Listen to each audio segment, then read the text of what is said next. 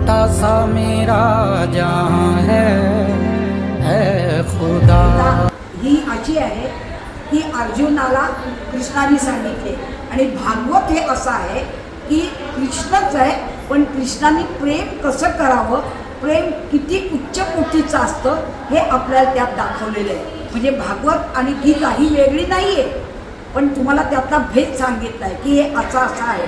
आणि म्हणून मग मी आज एक अभंग असा म्हणणार आहे.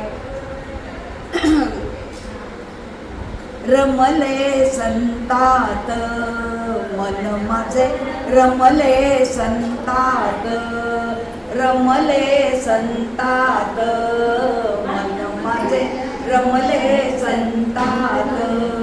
माड्या हवेल्या हव्या कशाला, माड्या हवेल्या हव्या कशाला.